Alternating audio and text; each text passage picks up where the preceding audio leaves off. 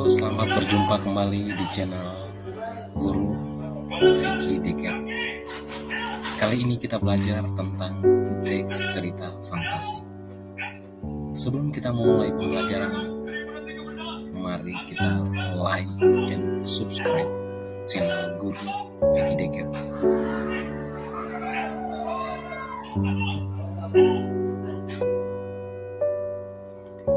Ingat tidak? Dulu waktu kita masih SD atau mungkin sebelum masuk sekolah, pernah kita membaca buku yang berisi tentang cerita fantasi atau tidak nyata. Misalnya kisah Putri Duyung, Si Kancil, Roro Jonggrang, atau Bandung Bondowoso yang terkenal. Semua judul cerita itu termasuk teks cerita fantasi yang berupa hayalan dari pengarangnya. Lalu apa arti dari cerita fantasi? Yuk kita kenali pengertian, unsur, struktur, dan jenis teks cerita fantasi. Jadi, teks cerita fantasi adalah bahan tertulis yang berbentuk karangan atau tulisan untuk menuturkan, menggambarkan, atau membayangkan berbagai perbuatan, pengalaman, dan kejadian berupa angan-angan, hayalan, imajinasi, atau rekaan belaka. Dengan kata lain, hal-hal yang digambarkan dalam teks fantasi adalah hal-hal yang tidak nyata atau fiksi. Unsur-unsur cerita fantasi. Dalam unsur cerita fantasi, yang pertama ada keajaiban, keanehan, dan kemisteriusan. Teks cerita fantasi adalah teks cerita fiksi berjenis fantasi. Di dalam teks cerita fantasi diungkapkan hal-hal supernatural, kemisteriusan, dan kegaiban yang tidak ditemui dalam dunia nyata. Jadi pada teks cerita fantasi, hal yang tidak mungkin seolah-olah menjadi hal yang biasa. Tokoh dan latar yang diciptakan penulis tidak ada di dunia nyata atau modifikasi dunia nyata. Unsur cerita fantasi yang kedua adalah ide cerita. Ide cerita teks cerita fantasi terbuka terhadap daya khayal penulis. Artinya, tidak dibatasi oleh realitas atau kehidupan nyata. Ide cerita ini juga bisa berupa irisan dunia nyata dan dunia khayalan yang diciptakan pengarang. Ide cerita pada teks ini terkadang bersifat sederhana, tapi mampu menitipkan pesan yang menarik. Tema cerita fantasi adalah gaib, supernatural, dan futuristik. Unsur yang ketiga adalah menggunakan berbagai latar. Peristiwa yang dialami tokoh terjadi pada dua latar, yaitu latar yang masih ada dalam kehidupan sehari-hari dan latar yang tidak ada pada kehidupan sehari-hari. Alur dan latar cerita fantasi memiliki kekhasan. Rangkaian peristiwa cerita fantasi menggunakan berbagai latar yang menerobos dimensi, ruang, dan waktu. Jalinan peristiwa pada peristiwa fantasi berpindah-pindah dari berbagai latar. Unsur cerita fantasi yang keempat adalah tokoh unik atau memiliki kesaktian. Tokoh dalam cerita fantasi diberi watak dan ciri yang unik yang tidak ada dalam kehidupan sehari-hari. Tokoh memiliki kesaktian-kesaktian tertentu. Tokoh mengalami peristiwa misterius yang tidak terjadi pada kehidupan sehari-hari. Tokoh mengalami kejadian dalam berbagai latar waktu. Tokoh juga ada pada waktu dan tempat yang berbeda sama. Bisa waktu lampau atau waktu yang akan datang, atau futuristik. Unsur yang kelima dari cerita fantasi adalah bersifat fiksi. Cerita fantasi bersifat fiktif atau bukan kejadian nyata. Cerita fantasi bisa diilhami oleh latar nyata atau objek nyata dalam kehidupan, tetapi diberi fantasi. Kemudian unsur yang terakhir adalah bahasa.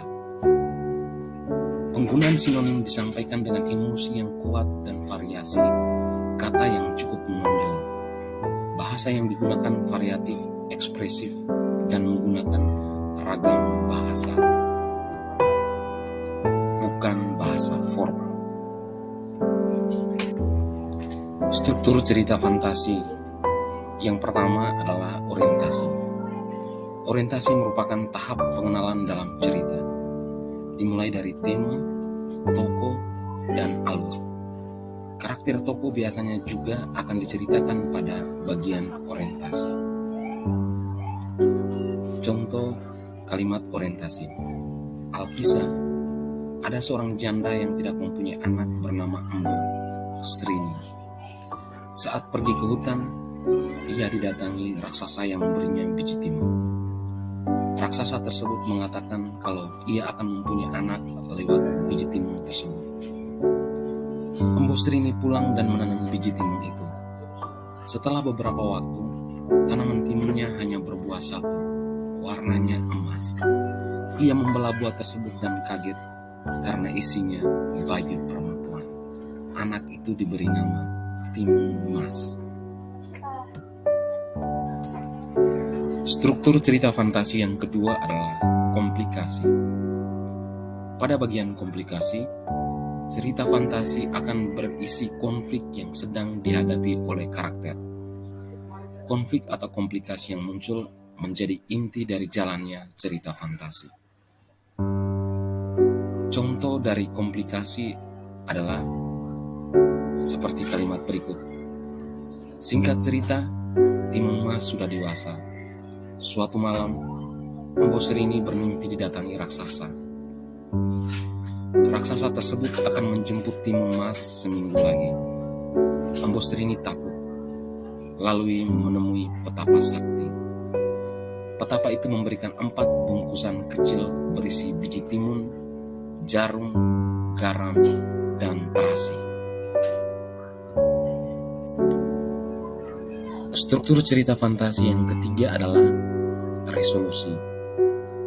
Nah, setelah melewati komplikasi, dalam cerita fantasi akan disajikan jalan keluar dari permasalahan yang dihadapi karakter. Tahap inilah yang disebut dengan resolusi. Dalam tahap ini juga permasalahan mulai mereda, sehingga pembaca akan mulai bertanya-tanya bagaimana nasib dari karakter di akhir cerita.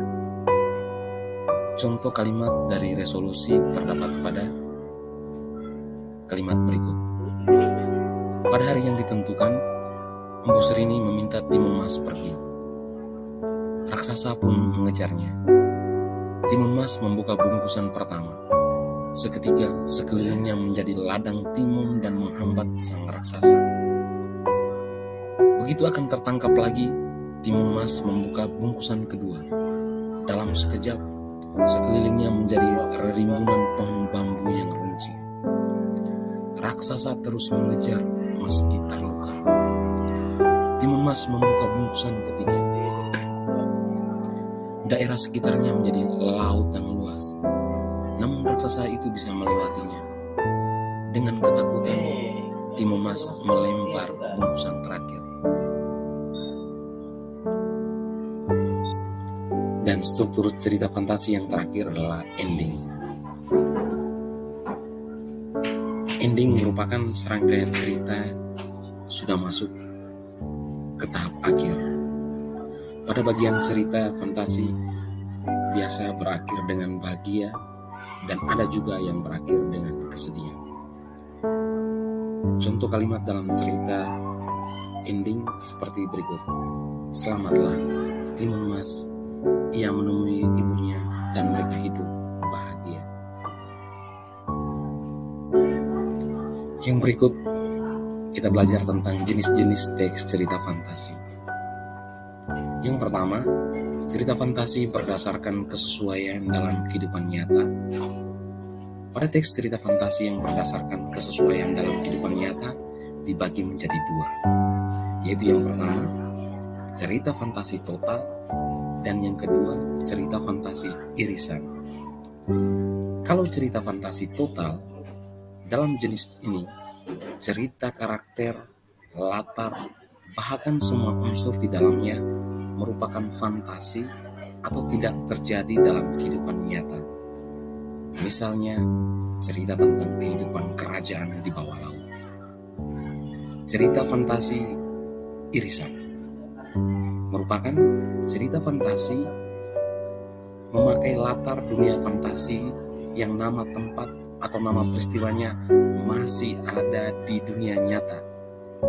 Misalnya cerita tentang kehidupan putri salju dan 7 kurcaci di tengah hutan.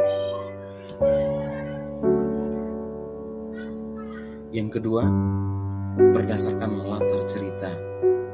Cerita fantasi jenis ini juga dibagi menjadi 2, yaitu cerita fantasi sesama dan yang kedua, cerita fantasi lintas waktu. Cerita fantasi sesaman hanya memakai satu latar waktu saja.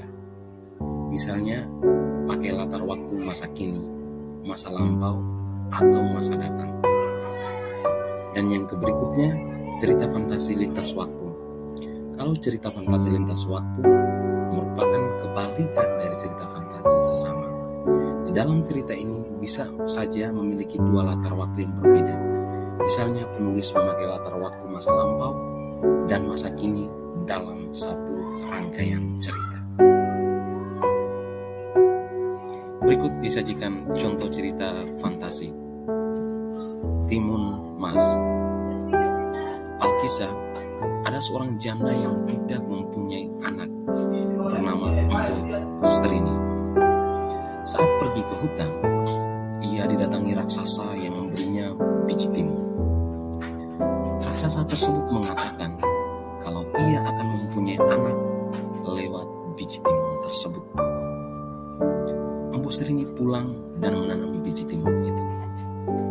Setelah beberapa waktu, tanaman timunnya hanya berbuah 1. Warnanya emas. Ia membelah buah tersebut dan kaget karena isinya bayi perempuan. Anak itu diberi nama Timun Mas. Singkat cerita, Timun Mas sudah dewasa. Suatu malam, Empu Srini bermimpi didatangi raksasa. Raksasa tersebut akan menjemput Timun Mas seminggu lagi. Empu Srini takut. Ia menemui petapa sakti. Petapa itu memberikan 4 bungkusan kecil berisi biji timun, jarum, garam, dan terasi. Pada hari yang ditentukan, Empu Srini meminta Timun Mas pergi. Raksasa pun mengejarnya. Timun Mas membuka bungkusan pertama.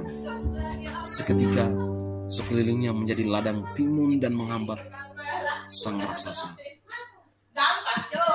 Begitu akan tertangkap lagi, Timun Mas membuka bungkusan kedua. Dalam sekejap, menjadi rimbunan pohon bambu yang runcing. Raksasa terus mengejar meski terluka. Timun Mas membuka bungkusan ketiga. Daerah sekitarnya menjadi lautan luas. Namun, raksasa itu bisa mengejarnya. Dengan ketakutan, Timun Mas melempar bungkusan terakhir. Sekelilingnya berubah menjadi lautan lumpur yang mendidih. Ia pun tercebur dan tewas. Selamatlah Timun Mas. Ia menemui ibunya dan mereka hidup